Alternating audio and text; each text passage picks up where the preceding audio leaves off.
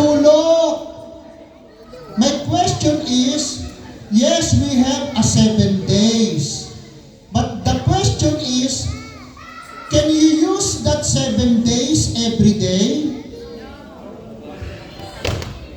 Can you use that 7 day today? No. Yes, we have a 7 days. But God give us only one. And what you call that one? This is not Monday. This is not Tuesday. This is not Wednesday. This is not Thursday. This is not Friday. This is not Saturday. This is not Sunday. What that day? That is today.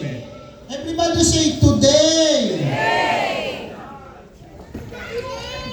To die. That's to die. You cannot use the 7 days in one day. Only God give us one, and that called to die. You see? The Bible says, but you do not know what will happen tomorrow. How many of you here today, habang nakikinig kayo, ang tingin nyo kay Brother Lito, yung bahay nyo uuwian, anong oras kayo matatapos ito? There are so many people, they cannot enjoy today because they advance thinking for tomorrow. The bills, they pay tomorrow pa, but iniisip niya na ngayon, bukas pa yung babayaran yung bills. Diba? The Bible says, but you do not know what will happen tomorrow. Your life is like a mist. You can see it for a short time, but then it goes away.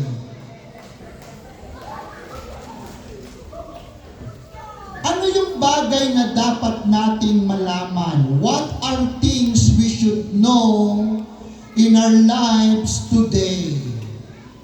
Everybody say, to die. Again, to die. What the things we should know in our lives to die? First, life is a gift from God. Are you listening? Amen. Life is a gift from God.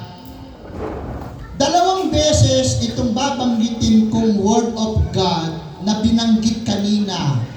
But I don't know if you understand what the Lord, ano ba yung ibig sabihin niya rito? First, mga kapatid, ulitin ko, the things we should know in our lives to die, life is a gift from God. The Word of God says, listen this is the day, this is the die. Tama ba? Die din ba? No, day. Pag die, this is the day that the Lord has made. What's the next? Let us rejoice and be glad in it. Who made the day we have today? God. And what the Bible says for today?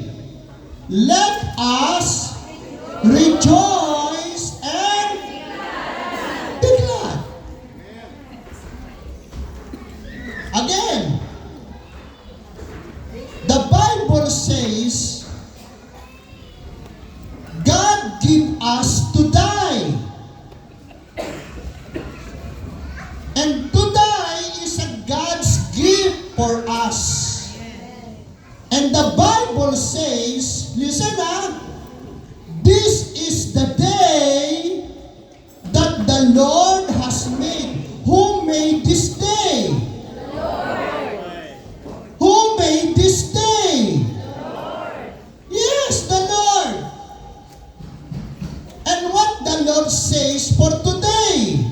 Let us and look the person next to you and say to them, do you understand?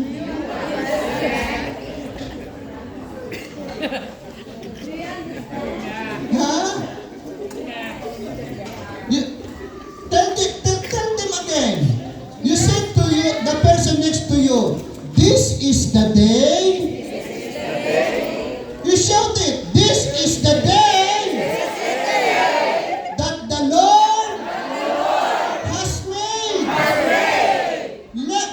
You look the person next to you. Why you are looking at me? Again, repeat. Look the person next to you. You shout it. This is the day that the Lord has made. You tap them in the shoulder. Not in the head. Good head. Again. Just continue to tap. This is the day that the Lord has made. Let us rejoice and be glad in it. Taas ang kamay, raise your hand. At the count of 3 again, everybody say, thank God I'm still alive. 1, 2, 3. Thank God I'm still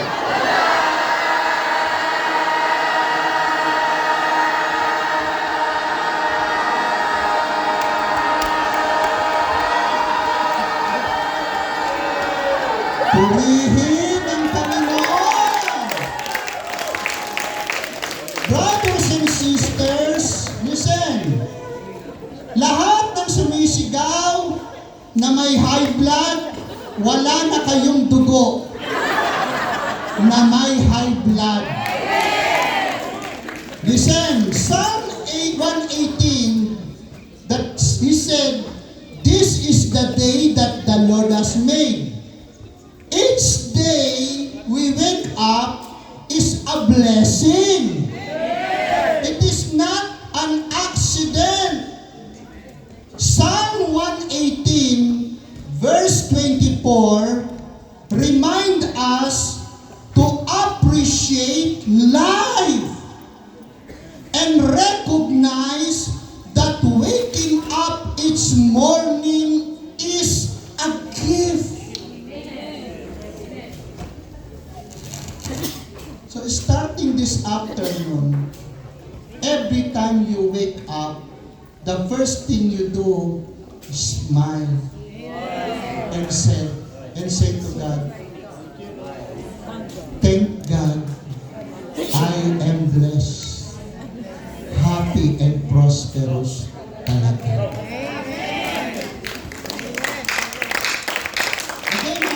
Again. Starting this afternoon, if you truly understand Psalm 118 verse 24, he said, this is the day that the Lord has made. I will rejoice and be glad in it. Starting this afternoon, every morning you wake up, do not think first coffee. Do not first think work. Do not think first laundry. But the first you do is smile and sabihin mo, thank God I am blessed, happy and prosperous. And that whole day, you will be happy. And that whole day, you will become handsome like brother Mike.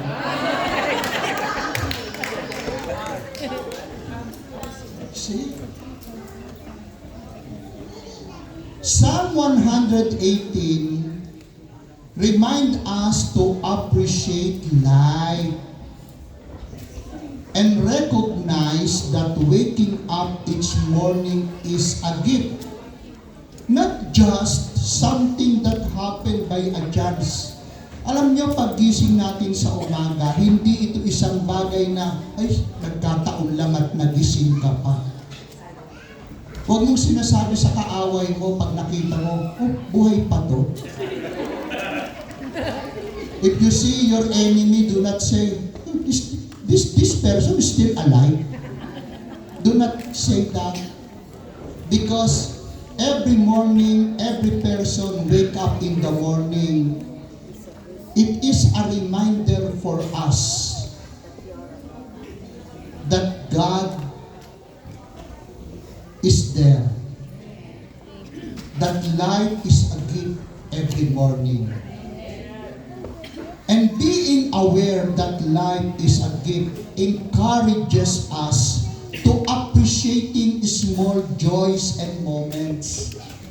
Alam niyo po, kapag kinikilala natin, being aware that life is a gift encourages us to appreciating small joys and moments. Kapag ito yung ginawa natin, nagdadala ito sa atin na pahalagahan maging yung maliliit na kagalakan. Alam niyo ba, may mga taong ang hirap patawanin. Do you believe that there is a person, it's so very hard to make them smile? Do you believe that there is a person, it's very hard to make them smile? Even you do this, they did not smile. Okay? Diba? You know, our life, Brother Mike says, life is what you make it. Are you listening? Life is what you make it. And life is a choice. If you want to be lonely, go on. Being happy, being lonely is a choice. Meron bang argument o meron bang dekrito sa Perth, ang gobyerno rito o ang konseho dito, na kapag wala kang pera, bawal tumawa? Hello? Meron ho ba? Wala. But, yun yung choice mo. Gusto mong sumimangot? That is your choice. Life is what you make it. Every morning, you are free to be happy. Every morning, try it, smile. Alam nyo, sa Hong Kong, yung mga Chinese, meron silang reflection na ginagawa. At isang reflection, yung reflex nila, every morning I'm walking in the Victoria Park in Hong Kong, and there is a group there of Chinese. They laughing. A minute.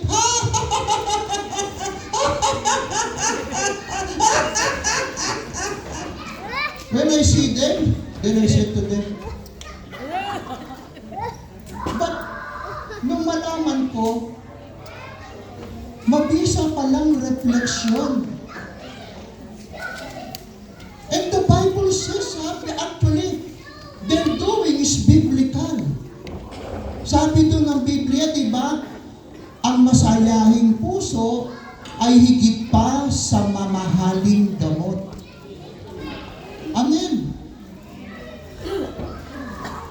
Yes, life isn't always easy.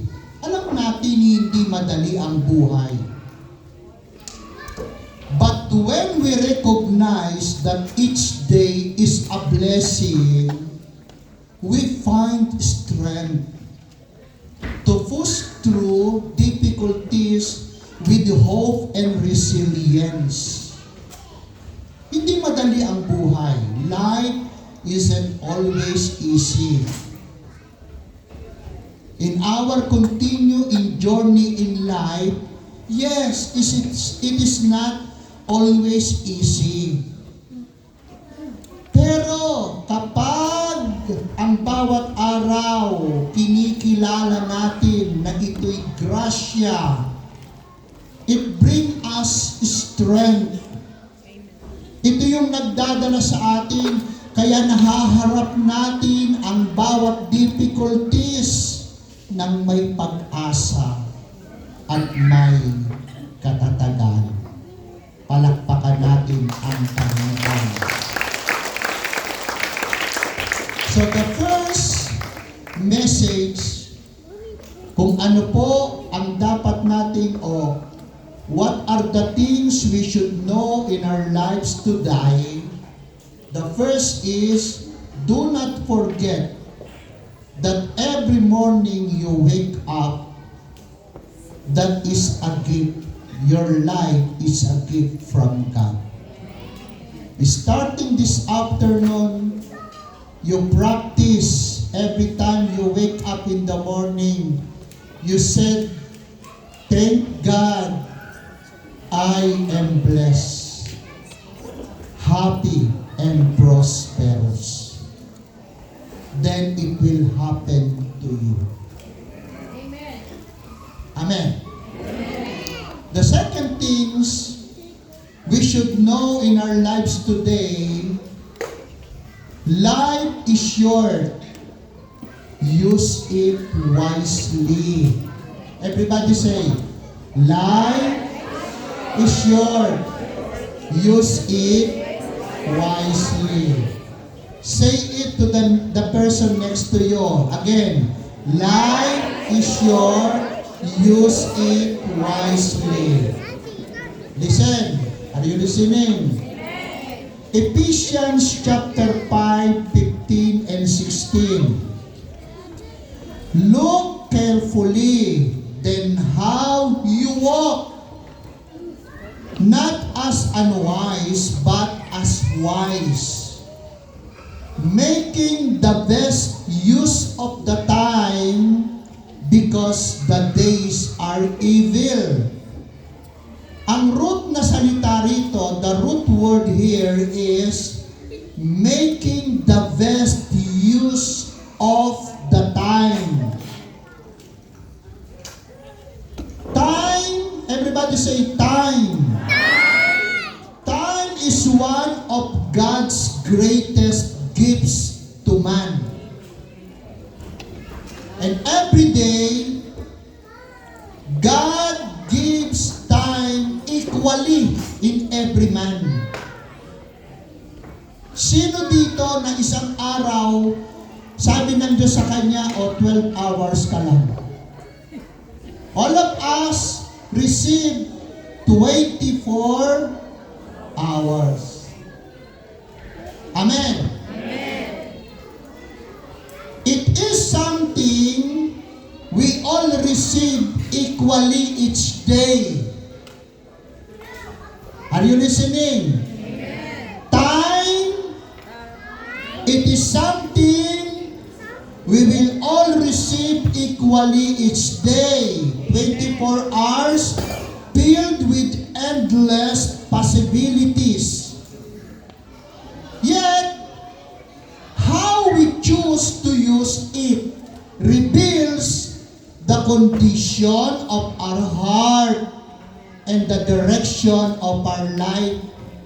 Kung paano mo ginagamit yung 24 hours na binibigay sa iyo ng Diyos, mga kapatid, ito yung magdidetermine ng puso mo.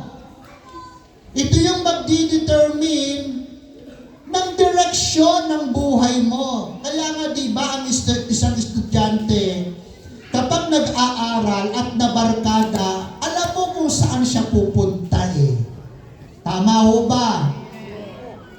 One, the student, they did not, na pinahalagahan niya, they did not value his study, at siya'y nagbarkada.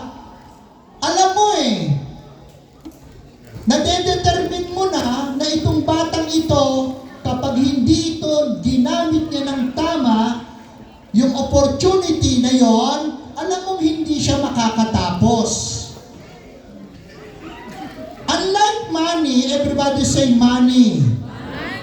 Unlike money or material things, we cannot earn more of it. Hindi katulad yan ng pera, pag nawalan ka, bukas may pasok ka na ulit, mag-e-earn ka na ulit ng money. But time, everybody say time. Time, one, it is gone forever. Once a moment passes, it becomes part of the past forever.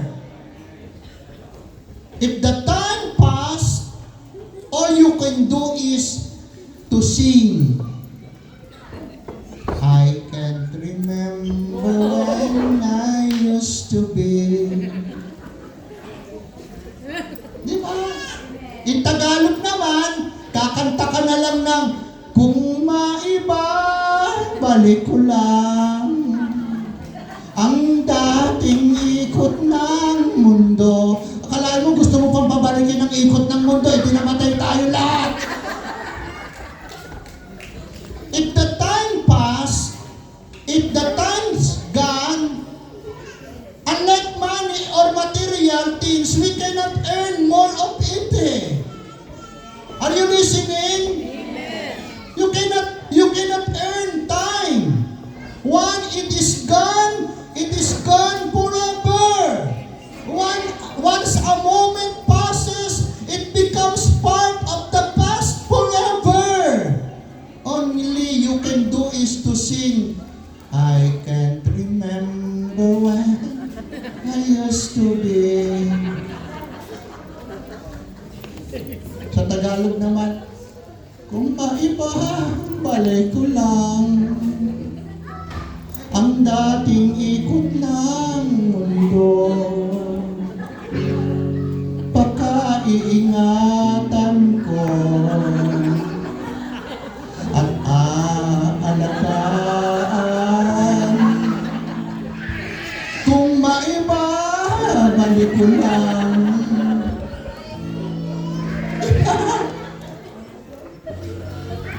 This truth remind us to live each day with purpose. Every second is an opportunity to love. Everybody say, to love. After you say to love, look the person next to you. Okay, listen. This truth remind us to live each day with purpose. Every second is an opportunity to love. Every second is an opportunity to serve. Every second is an opportunity to grow and to glorify God. How we use our time reveals our priorities. How we use our time reveals our characters or character. How we use our time reveals our relationship with God. Mga kapatid ko, time is one of the most valuable resources we have. Tandaan niyo po, kaya habang God give us an opportunity to love.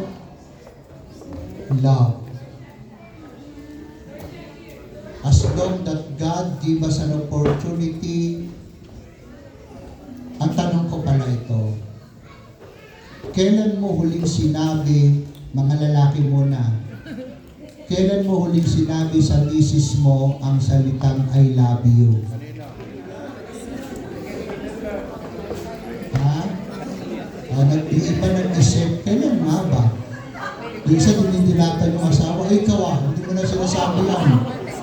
Mga babae, kailan mo huling sinabi ang I love you sa asawa mo? Diba?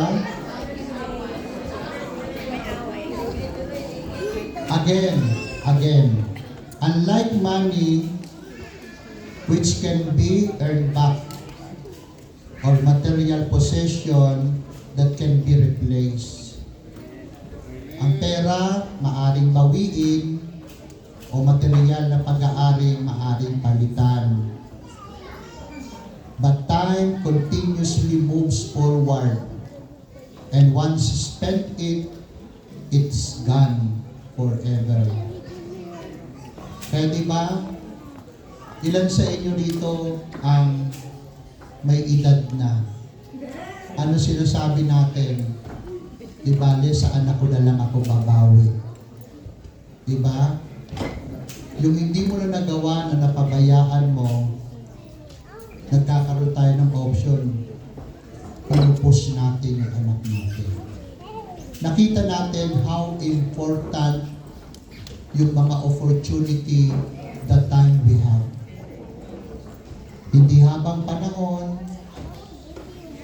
malakas ka, kaya pala tama Isang araw lang ang ibinibigay ng Diyos sa atin. And that day, tinatawag siyang today.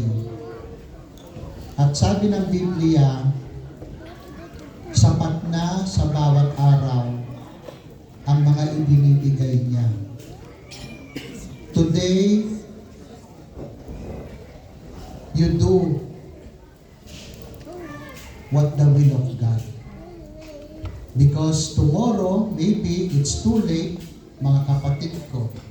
For example, the opportunity to apologize or forgive may never come again when it is too late. Time with loved one is precious. Wag ko kayo puro trabaho kayo ng trabaho. Isang araw, kapag naghihingalo ka na, may binabasa pa akong libro. Sabi ng librong binabasa ko, ang tao daw ba kapag naghihingalo, ang hinahanap niya ba, sinasabi ba niya, nasan yung diploma ko? Nasan yung cum laude ko?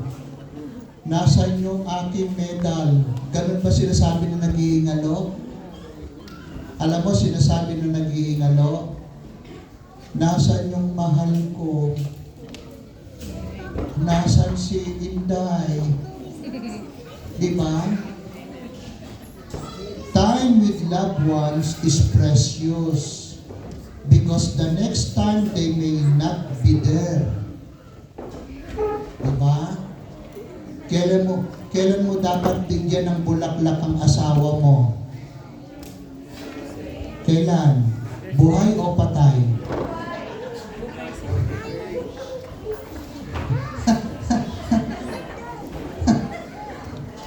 Biro mo, sino ba yung kausap ko? Tingnan mo ang tao tingnan niyo, makinig kayo, tingnan mo ang tao.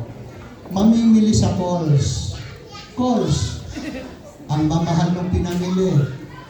Pagdating na dun sa may pagbabarcode, nung babayaran, yung lahat ng pinamili, tsatsagain bitbitin lahat. Ayaw bumili ng supot, nangihinayang. What an attitude of that. Di naglakad. Naglalaglagan. Sabi ng asawa, bumili ka kasi ng supot, nagsayang. Only 10 cents. Pero nandun sa pinamili yung lipstick. You see? Hindi niyo pa sinagot. Kailan mo bibigyan ulit ng bulaklak ang asawa mo?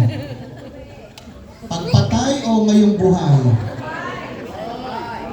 Actually, there is is no such word, bulaklak ng patay. Wala ho. Kaya may bulaklak ng patay para yung patay magmukhang maganda pa. Gusto niyo ng kwento? Tatagalogin ko lang para masano pakialalayan niyo na lang. Kasi pag kwento, pag in-English pa natin, mahaba eh. Ha? Merong mag-asawa. Yung kanyang asawa ay milyonaryo to. Kontraktor eh.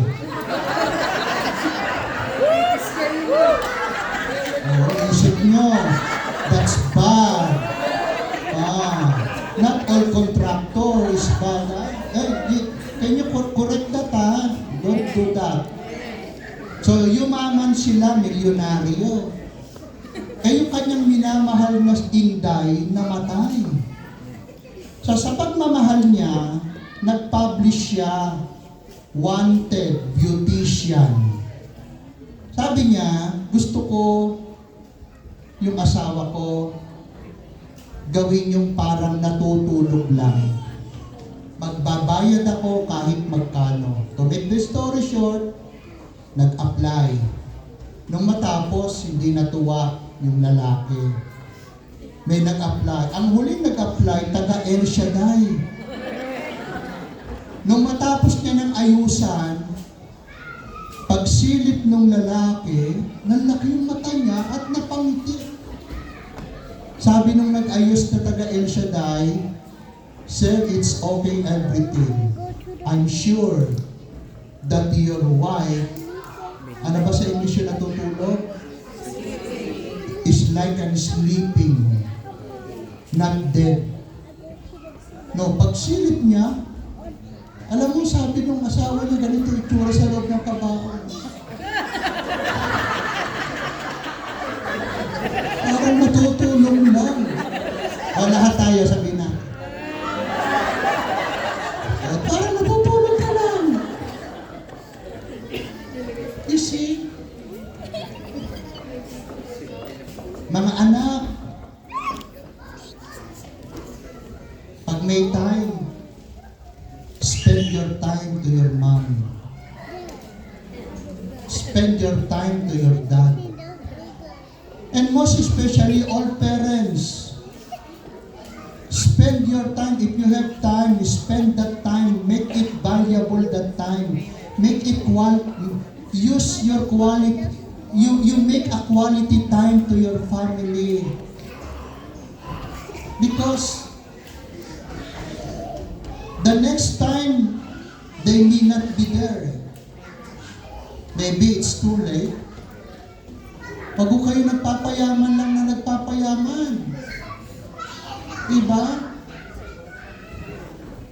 Natatandaan ko noon, may nakausap ako, hindi ko nababanggitin. Sabi niya, yung asawa niya raw, sabi niya, darating daw ang araw, aalagaan niya. Nagkabaliktad siya ang inalagaan ng asawa. So, ibig ko sabihin, mga lalaki, all men here in this room, that if you have a wife, maging mabait tayo sa asawa natin. Kasi at the end, hindi ho ang number 2 mag-aalaga sa'yo. Number 1 again. Kaya mga lalaki, nakagaya ko, gumawa ka ng mga quality time sa family mo. Maging mabuti tayo. Palakpakan natin ang Panginoon. And finally, the things we should know in our lives today, life should be lived for God's purpose. Sabi na, the Bible says, present your bodies as a living sacrifice, holy and acceptable to God, which is your spiritual worship. Our lives are meant for God's glory, not just for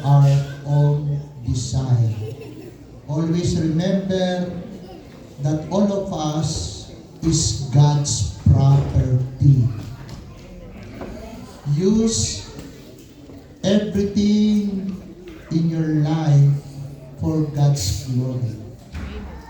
Gamitin mo yung kilay mo para papurihan ng Diyos. Gamitin mo yung lipstick mo para papurihan ng Diyos. Hindi yung nag-lipstick ka. Kaya ka nag-lipstick kasi nabalitaan mo yung asawa mo, may iba. That's bad. That's not for the glory of God. Kaya pala sabi ni Pablo, ano man ang ginagawa ninyo, gawin nyo ito na parang sa Panginoon nyo ginagawa. Do not use your mouth for gossip. Use it to bring good news to others. Huwag mong gamitin ang iyong tenga para tambakan ito at pakinggan ang mga pangit na bagay. Our lives are meant for God's glory, not just for our own desire.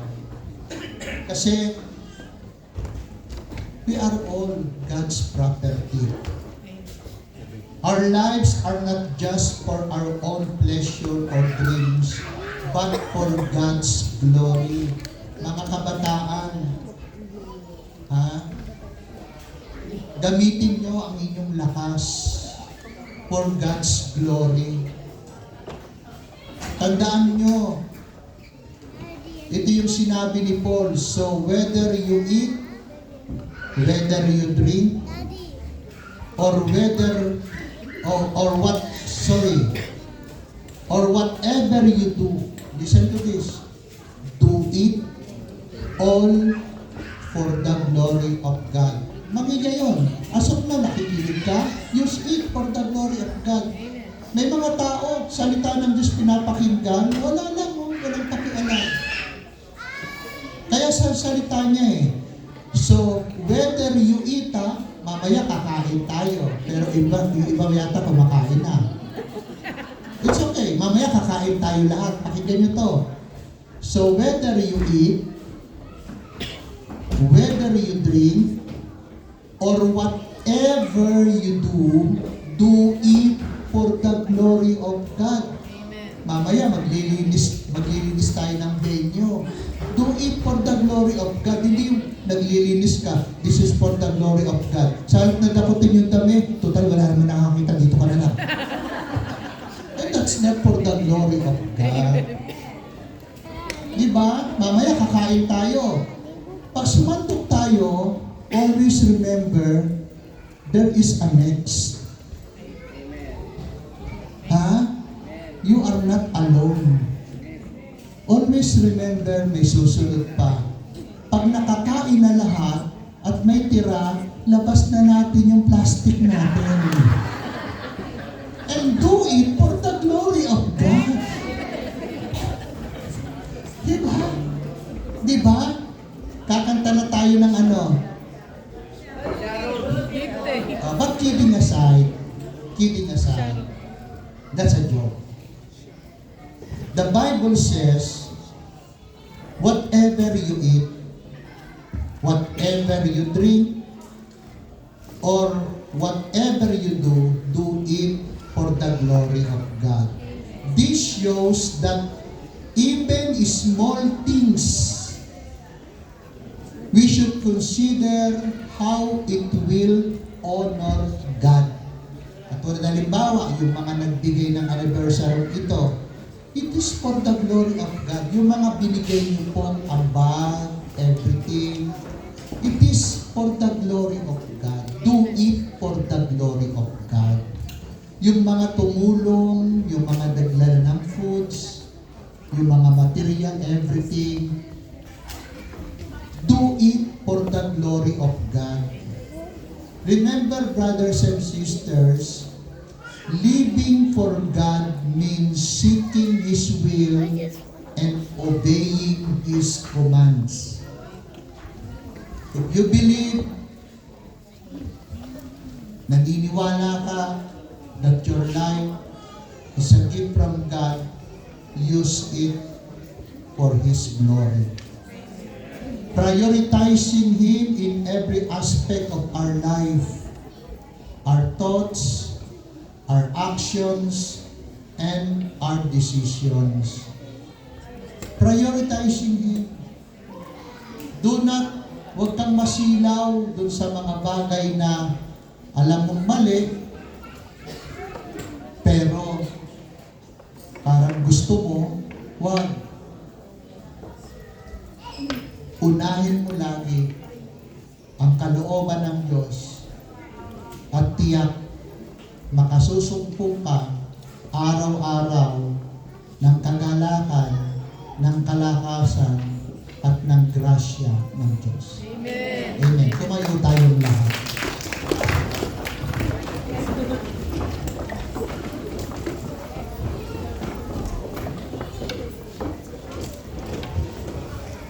When you wake up in the morning, what you will do? And say,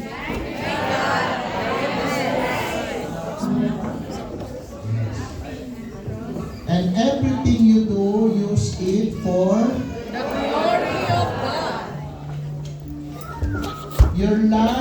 our life is a gift from God. If you believe that your life is a gift from God, what the Bible says in Psalm 118, this is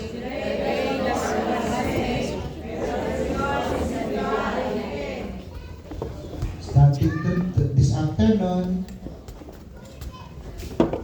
you use that, you practice that every morning. This is the day that the Lord has made.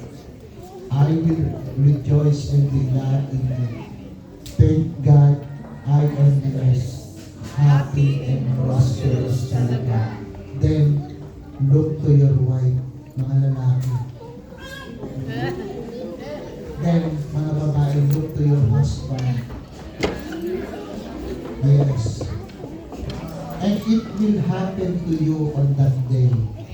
You will become happy, you will be prosperous, you experience peace, you experience love, you experience strength, and even the small things, makikita mo dyan how God is good in your life. Alam niyo na ba? Minsan naisip ko, pinapayagan ng Diyos na maranasan natin ang isang bagay na ayaw natin. Hindi para saktan tayo, kundi para ma-appreciate mo how God is good. Katulad ng nangyari sa aking accident. Nakita ko kung I can see how God is good in my life. This is my second life. Almost 3 months ago, I experienced an accident. But now, I can see. Alam niyo, nung unang mangyari yun, I asked God, why Lord? Kasi I experienced so much pain on the first day, and I asked Lord, why? Then, tinignan ko, ano yung na kami nagawa kong pagkukulang. Nung tumatagal na, some of our prayer partners, and I believe that this message, they bring to me to become clear everything that this is happened to see the goodness of God. Every time they said to me, the prayer partners, oh, Brother Lito, you are so blessed. Every time they see the place of accident, they said, hallelujah. And yung isang pinakamatindi doon, yung police officers, yung Australian police officers, nakausap ng council natin na niloud speaker niya para marinig ko kasi sa iyo po nakipag-ugnayan. Alam mo sabi ng police officers, you know, sabi niya, your friend, ang ginamit niyang term is, your friend is very lucky. Because we have a case of bike accident, it worse. So your friend is very lucky. Marami raw silang case ng bike accident, worse, karamihan daw patay. But yung kaibigan yung ika ay ang damit niya maswerte. So everything that happen in our lives is a reminders. Una, makita mo that your life is a gift. Ang basihan ng buhay ay hindi basihan ng dami ng pera. Ang basihan ng buhay ay yung makilala mo na kasama mo ang Diyos araw-araw. And your life is a gift from God. So starting this afternoon, I repeat, do this, practice it. Because I practice it every morning. After I pray everything, then I said, this is the day that the Lord has made. I will rejoice and be glad in it. Thank God I am blessed, happy, and prosperous. Yes? Taas natin ang ating mga kamay.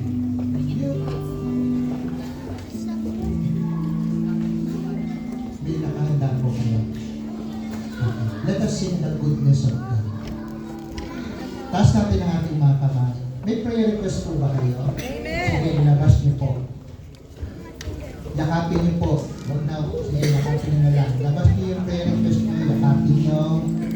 And feel the presence of God, not in this room only, but in our life. Sige po, yakapin niyo. And let us sing this song, The Goodness of God. Hallelujah.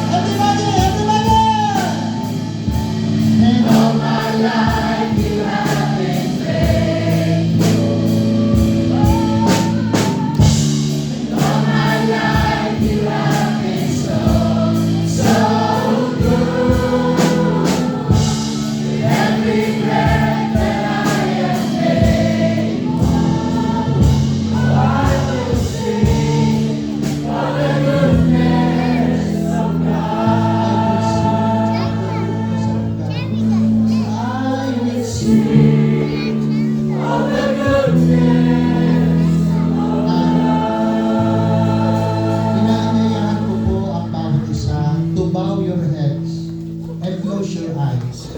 Please, bow your head and close your eyes. Isipin mo ngayon, nasa harapan ka ng napakasaganang grasya ng Diyos. Bow your heads and close your eyes. Now, before I pray, ikaw ngayon ang mangusap sa Diyos. Not your problem. Sabihin mo lahat ng magandang bagay para sa Diyos. Like that song, they declare how God is good. Come on. You give thanks to God in your name. Come on. Come on, instrument. Just believe it. Come on. Sige po. Mga nanay, mga lingkod ng Diyos. Come on. Come on. Yes. Come on. Hallelujah. Come on. Sabihin mo ngayon. Yes. Gumawa ka ng himig sa puso mo ngayon. Make a hymn in your heart. Hallelujah. Come on. Hallelujah. Hallelujah. Yes. Oh, hallelujah. Come on. Oh, hallelujah. Thank God, I'm alive. Thank God, Lord, for this day. Thank God for today. Thank God. Salamat, Panginoon. Salamat, Lord, sa mga mahal namin sa buhay. Salamat sa mga kaibigan. Thank God for this community. Thank God, oh Lord, for the workers of this community. Hallelujah. Come on. Brothers and sisters, say a word to God. Say a word to God. Say a word to God. Give Him thanks. Give Him praise. Come on. Come on. Come on. Raise your voice. Hallelujah. Hallelujah. Hallelujah. Come on, instrument. Come on. Come on. Come on. Hallelujah. Yes, hallelujah. Yes, we give you praise. We give you glory. Hallelujah. Hallelujah. Now, yes. Hallelujah. Hallelujah. Now, just close your eyes.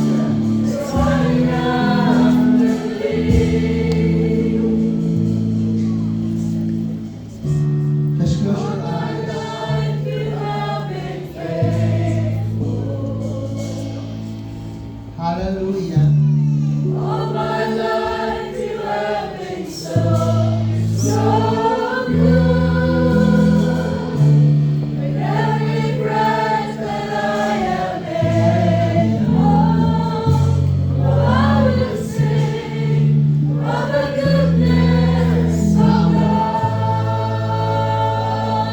Starting this afternoon, again, starting this afternoon, do not forget this message. That your life, every today, is a gift. Every time you wake up in the morning, you practice. And you sabihin mo yung salita ng Diyos.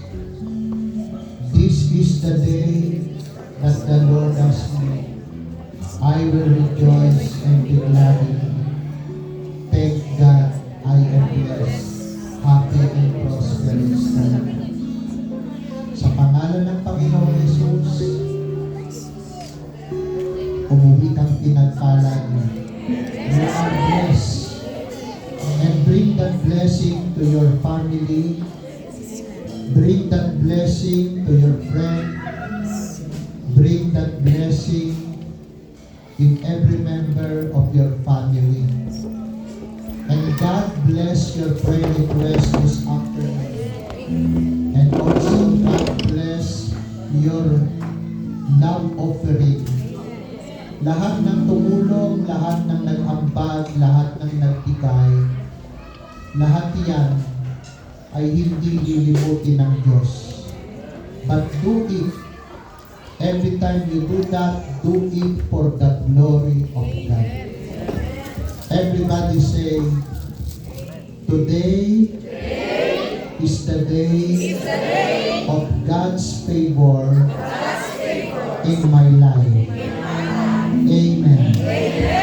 Sa ngalan ng Ama, ng Anak at ng Espiritu Santo. Amen. Pagpalain tayong lahat.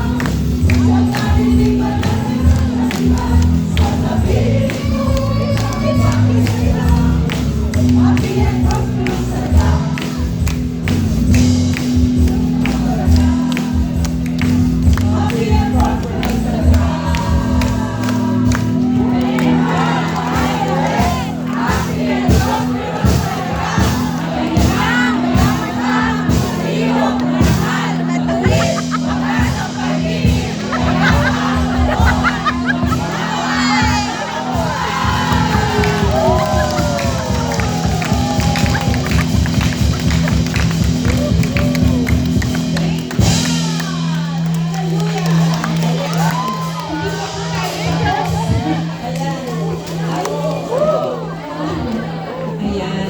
Sorry. Yeah. We will, the last singing is it's actually the sessional for all. And then it's the workers of El Shaddai Prayer Group, when we invite them to come here and join us po. We're gonna sing the last song, our sessional, the Jubilee song. So again, thank you so much po. Habang yung ready sila. Thank you so much po sa aming mga nagbibisita. Thank you so much. Dito muna sa- Sister Gracia. Wala na daw? Thank you so much. Sa lahat po ng aming mga bisita. Hindi mo alam mo. Thank you so much, brothers. We go in front. Thank you so much.